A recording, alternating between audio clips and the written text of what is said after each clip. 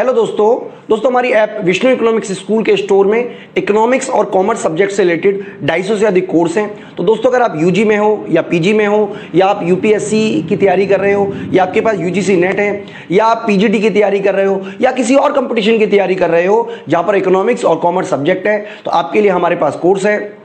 तो दोस्तों हमारी ऐप जरूर डाउनलोड कर लीजिएगा, विष्णु इकोनॉमिक्स स्कूल। दोस्तों इस वीडियो में हम बात करेंगे आंशिक संतुलन के अंतर्गत प्रशुल्क के प्रभावों की। तो बच्चों आंशिक संतुलन के अंतर्गत प्रशुल्क के प्रभावों का अध्ययन तब किया जाता है जब अर्थव्यवस्था बहुत छोटी हो। यानी कि आंशिक संतुलन के अंतर्गत प्रशुल्क के प्रभावों का अध्ययन तब किया जाता है जब एक देश इतना छोटा हो कि प्रशुल्क के कारण वो अर्थव्यवस्था यानी कि जो विश्व बाजार है उसमें न तो वो कीमतों को प्रभावित कर पा रहा है ना ही विश्व अर्थव्यवस्था को प्रभावित कर सकता है। जैसे मान लीजिए भारत है या अमेरिका है या चीन है, इनके द्वारा ये इतनी बड़ी बड़ी अर्थव्यवस्था है विश्व की जिनके द्वारा लगाए गए प्रशुल्क का प्रभाव पूरे के पूरे विश्व बाजार पर पड़ेगा। या चीन है, अमेरिका है, भारत है, रूस है, जापान है, ये सब बहुत बड़ी बड़ी अर्थव्यवस्था है बच्चों। लेकिन अगर हम बात करें कोई ऐसा छोटा सा देश हो, कंबोडिया है या और भी तमाम तरीके के छोटे से देश है जिनके द्वारा लगाए गए टैरिफ का असर कोई बहुत विश्व बाजार पे नहीं पड़ता है, तो इस सभी के बारे में बच्चों हम डिस्कस करेंगे। तो यहाँ पर टोटल मिलाकर जो किंडल बर्जर है उन्होंने 8 प्रभावों की चर्चा की है। संरक्षणात्मक या उत्पादन प्रभाव, उपभोग प्रभाव, राजस्व प्रभाव और पुनः वितरण प्रभाव। इसके अलावा व्यापार शर्त प्रभाव, प्रतियोगिता प्रभाव, आय प्रभाव और भुगतान शेष प्रभाव। इसमें से ये जो ऊपर के 4 पॉइंट हैं इसको तो हम इस वीडियो में पढ़ रहे हैं बच्चों, ये फर्स्ट पार्ट हमारा हो गया इस वीडियो का, और बचे हुए पॉइंट जो हैं वो हम सेकंड वाली जो वीडियो बनाएंगे इसकी उस पर पढ़ा देंगे। इसके अलावा बच्चों हम आपको जो मतलब एक तरीके से आप कह सकते हो कि ओवरऑल अगर बहुत बड़ी अर्थव्यवस्था है अगर वो प्रशुल्क लगाती है तो उस पर उसका क्या असर पड़ता है वो हम आगे वाली वीडियो में पढ़ेंगे। तो बच्चों तमाम तरीके के कोर्सेज हम बना रहे हैं जो यूपीएससी के लेवल के हम लेके जा रहे हैं, यूजीसी नेट का लेवल है या डिफरेंट स्टेट पीसीएस होते हैं।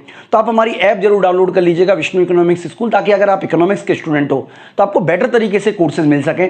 क्योंकि सिस्टमेटिकल तरीके से पढ़ाई करने के लिए आपको हमारी ऐप विष्णु इकोनॉमिक्स स्कूल पर तमाम तरीके के कोर्सेज हमने ऑलरेडी बनाए हुए हैं। वहाँ पे पीडीएफ नोट्स हैं, टेस्ट सीरीज है, तो ये सारी की सारी चीज़ें आपको वहाँ पर मिलेंगी बच्चों।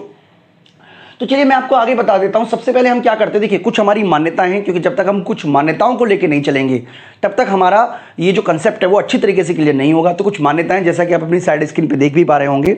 सबसे पहले हमने माना है कि एक दी गई वस्तु की मांग और पूर्ति घरेलू देश से संबंधित है। यानी कि जो भी हम मांग बनाएंगे वस्तु की और जो भी हम पूर्ति बनाएंगे वो एक देश की घरेलू देश से संबंधित है।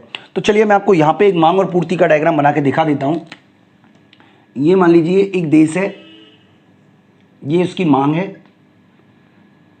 और यही उसकी पूर्ति है, ये वाली उसकी पूर्ति है। ठीक है, हम मान लीजिए नेपाल मान के चल रहे हैं देश को। मान लीजिए ये नेपाल में वस्तु मतलब देश नेपाल है लेकिन मांग जो है वो ये वाली है, ये वस्तु की पूर्ति है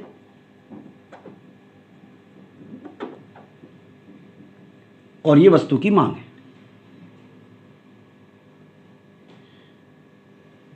ठीक है जी, हम ये भी मान के चल रहे हैं कि ये जो काटा गया है ये प्राइस है डोमेस्टिक मार्केट में और ये क्वांटिटी है डोमेस्टिक मार्केट में। और ये तब है जब किसी भी तरीके का इंटरनेशनल ट्रेड नहीं होता। ये आप याद रखिएगा, इंटरनेशनल ट्रेड नहीं हो रहा है इस कंडीशन में। दूसरी मान्यता है बच्चों कि आयात शुल्क घरेलू देश द्वारा लगाया जाता है। यानी कि जो भी टैरिफ लगाया जाएगा वो नेपाल के द्वारा लगाया जाएगा, ये हमें दूसरी मान्यता है। तीसरी मान्यता है कि घरेलू देश एक छोटा देश है, इसीलिए हमने नेपाल का एग्जांपल लेके चल रहे हैं बच्चों। दिए गए मांग और पूर्ति स्थिर है, यानी कि ये जो मांग है और ये जो पूर्ति है ये हम स्थिर मान के चलेंगे पूरे के पूरे एनालिसिस में। इसके अलावा हम ये मान के चल रहे हैं बच्चों कि वस्तु का विश्व पूर्ति वक्र पूर्णतः लोचदार है। ठीक है, ये हम मान्यता को देखिए, हम ये मान के चल रहे हैं कि विश्व बाजार में जो है पूर्ति वक्र वो पूर्णतः लोचदार है। ये हमारी मान्यता है बच्चों। अगर आप चाहो तो इसको पॉजिटिव भी बना सकते हो, लेकिन हम ये मान के चल रहे हैं कि ये हमारा है सप्लाई कर्व ऑफ वर्ल्ड। ये हमारा है सप्लाई कर्व ऑफ डी, ये है सप्लाई कर्व ऑफ वर्ल्ड। इसका मतलब वर्ल्ड बाजार में जो सप्लाई कर्व है वो इस तरीके का है, यानी कि जितनी मर्जी सप्लाई अवेलेबल है और जो प्राइस है वर्ल्ड बाजार में वो पी डब्ल्यू मान लेते हैं। यानी कि पी डब्ल्यू प्राइस चल रहा है वर्ल्ड मार्केट में और हम चार्ज कर रहे हैं पीडी। ठीक है बच्चों, तो इसका मतलब है कि पीडब्ल्यू जो प्राइस है वो वर्ल्ड का प्राइस है। इसके अलावा हम ये मान के चल रहे हैं कि वस्तु की विदेशी कीमतों में कोई परिवर्तन नहीं होता। ठीक है, हम ये भी मान के चल रहे हैं कि जो कीमतें हैं विदेशी वस्तु की वो सेम रहती हैं। इसके अलावा बच्चों हम ये भी मान के चल रहे हैं कि जो उपभोक्ता की रुचि, अन्य वस्तुओं की कीमतें और मुद्रा की मतलब आय में किसी भी प्रकार का परिवर्तन नहीं होता, यानी कि ये सब चीज़ें हमने समान मान ली हैं। तकनीकी सुधार, बहिर्वार और अन्य परिवर्तन नहीं पाए जाते।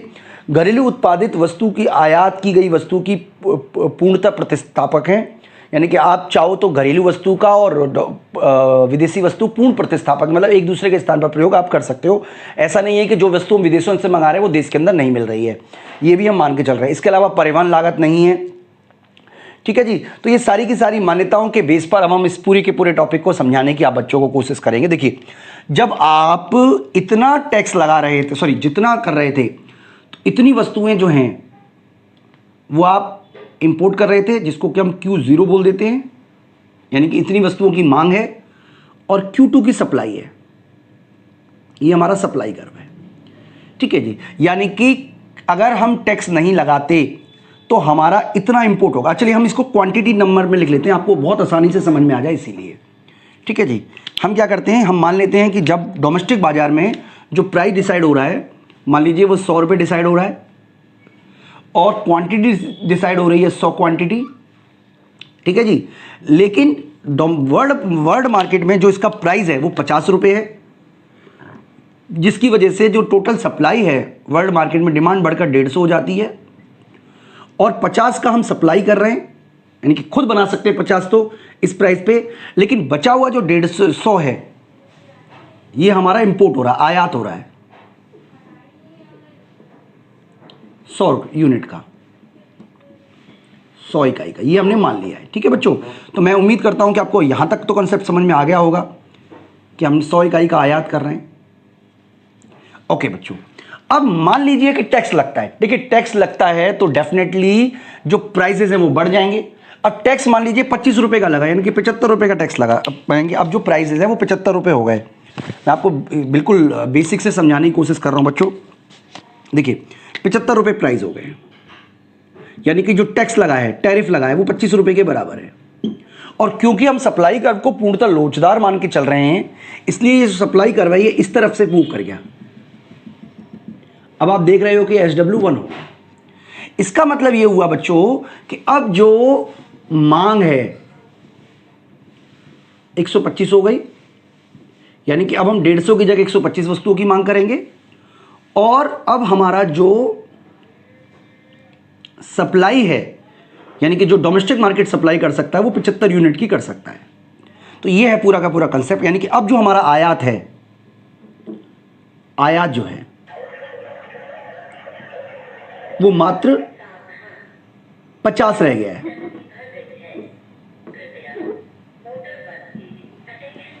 ठीक है बच्चों, तो ये हमारा अभी तक का कंसेप्ट है, यानी कि पहले जो आयात हमारा 100 इकाई था, टैक्स 25 रुपये टैक्स लगने के बाद अब हम क्योंकि डिमांड 125 कर रहे हैं और सप्लाई 75 कर रहे हैं, तो जो हमारा आयात है वो घट के 50 रह गया। अब बच्चों एक एक करके हम इसके प्रभावों को समझते हैं। अब देखिए, सबसे पहले तो ये जो लाइन है ना, इसको नंबरिंग कर लेते हैं बच्चों, आपको सुविधा के लिए नंबरिंग कर लेते हैं। ये मान लीजिए नंबर 1 कर लिया, ये नंबर 2। ठीक है, ये हमारा कोई रिलेवेंट नहीं है, वैसे आप चाहो तो हटा भी सकते हो। चलिए मैं हटा देता हूँ, आप चाहो तो रखने भी सकते हो, कोई दिक्कत नहीं है। वैसे इसका कोई रिलेवेंट नहीं है, इसलिए मैं इसको हटा देता हूँ। ठीक है बच्चों, ये हमने हटा दिया।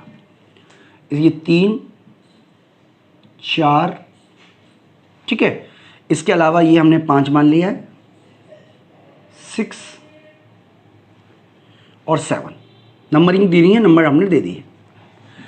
सबसे पहले अगर हम बात करें संरक्षणात्मक अथवा उत्पादन प्रभाव की, तो यहां पे मैं आपको बता देता हूं बच्चों, संरक्षणात्मक प्रभाव क्या है। यानी कि इस डायग्राम में अगर आप देखोगे, ये मैं हटा देते हैं, ठीक है, संरक्षणात्मक प्रभाव मान लेते हैं।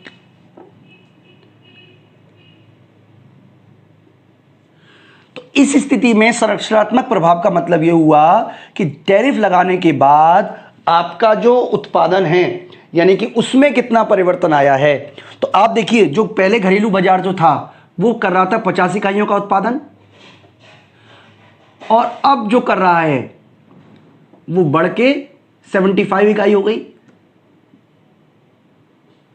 इसका मतलब ये जो 5वां नंबर है, ये वाला हिस्सा, ये कहलाएगा हमारा, मैं यहां लिख देता हूं, संरक्षणात्मक प्रभाव। यानी कि ये जो नंबर 5 है, दिस वन,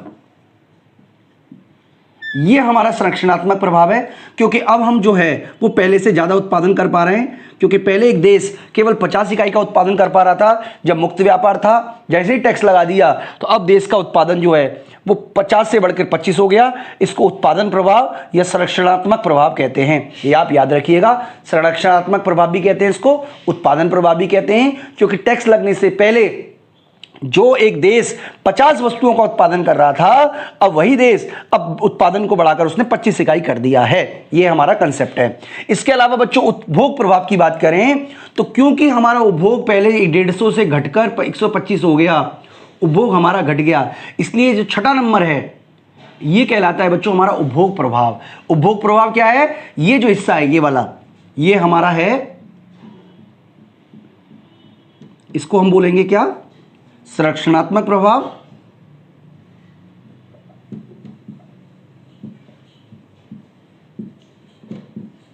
और इस वाले हिस्से को हम बोलेंगे उपभोग प्रभाव। मैं उम्मीद कर रहा हूं कि आपको कंसेप्ट समझ में आ रहा होगा। और इन दोनों को जोड़ देंगे तो इसको बोलेंगे व्यापार प्रभाव। देखिए, एमसीक्यू क्वेश्चन बन सकते हैं इसमें बहुत सारे। साथ ही साथ अगर डिस्क्रिप्टिव है तो भी आपको समझना है। कंसेप्ट तो वही है, एक ही चीज है कि संरक्षणात्मक प्रभाव का मतलब है कि अब आप पहले से ज्यादा उत्पादन कर पा रहे हो, यानी कि संरक्षण का प्रभाव ये हुआ, और पहले से कम उपभोग कर रहे हो तो ये उपभोग प्रभाव हो गया। तो ये कंसेप्ट आपको समझ में आ गया होगा। इसके अलावा बात करें तो ये जो हिस्सा है, ये वाला, दिस वन, जो मैं आपको रेड से कर रहा हूं, ये वाला, ये सारा का सारा हिस्सा सरकार के पास जा रहा है, इसलिए ये राजस्व प्रभाव है। क्योंकि ये हिस्सा जो है ये सरकार के पास पहुंच गया, इसलिए राजस्व प्रभाव है। और जो फर्स्ट हिस्सा है ये हमारा वितरण प्रभाव कहलाता है, ये वाला। अब मैं आपको कंसेप्ट भी बताऊंगा बच्चों, आप चिंता नहीं करिएगा। ये हमारा वितरण प्रभाव कहलाता है, पुनः वितरण कह लो या वितरण कह लो, ठीक है। तो ये हमारा बच्चों पूरा का पूरा कंसेप्ट। अब देखिए, मैं आपको समझाने की कोशिश करूंगा, अगर आपको मेरी बात समझ में आ जाए तो। जब हमारा ये वाला प्राइस था, दिस वन, तो उपभोक्ता की जो बचत है, मान लीजिए इसको हम 8वां नंबर और दे देते हैं, यानी कि उपभोक्ता बचत कितनी थी पहले?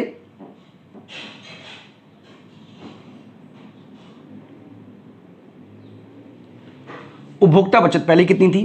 पहले ये सारा का सारा, क्योंकि ये हमारा प्राइस था तो ऊपर का जो हिस्सा था, यानी कि ये सारा का सारा, इतनी क्वांटिटी वो बाय कर रहा था, इतनी क्वांटिटी वो बाय कर रहा था, है ना, और 50 रुपए देके।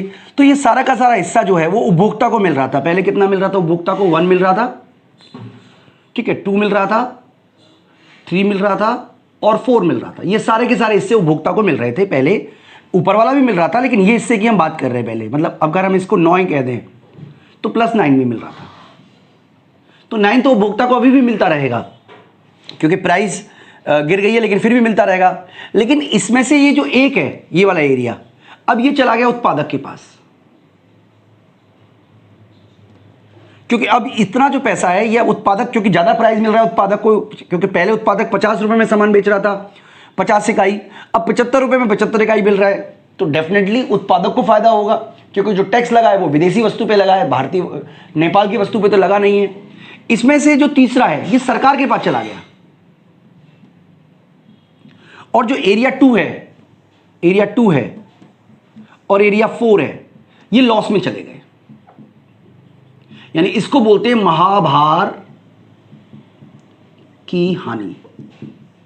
इसका सिंपल मतलब ये हुआ बच्चों, अगर आपसे कोई क्वेश्चन पूछता है तो आप जवाब दीजिएगा कि अगर प्रशुल्क लगाया जाता है तो सरकार को फायदा होता है, उत्पादक को फायदा होता है, लेकिन उपभोक्ता को लॉस होता है। यानी कि ओवरऑल इकोनॉमी में दूसरा और चौथा हिस्सा जो है वो उत्पादक का लॉस हो गया, जिसको कि हम महाभार की हानि के नाम से भी जानते हैं। तो बच्चों आप याद रखिएगा कि एरिया 1 जो है वो वितरण प्रभाव है, एरिया 2 जो है वो लॉस हो गया, एरिया 4 लॉस हो गया, एरिया 3 राजस्व प्रभाव है, एरिया 5 जो है वो हमारा संरचनात्मक प्रभाव है, और एरिया 6 जो है वो उपभोग प्रभाव है। ये आप जरूर याद रखिएगा। बहुत सारे एमसीक्यू क्वेश्चन, बहुत सारे क्वेश्चनों में डिस्क्रिप्टिव क्वेश्चन इस टॉपिक से पूछे जाते हैं, और मैं उम्मीद करता हूं कि आपको कंसेप्ट समझ में आया होगा बच्चों।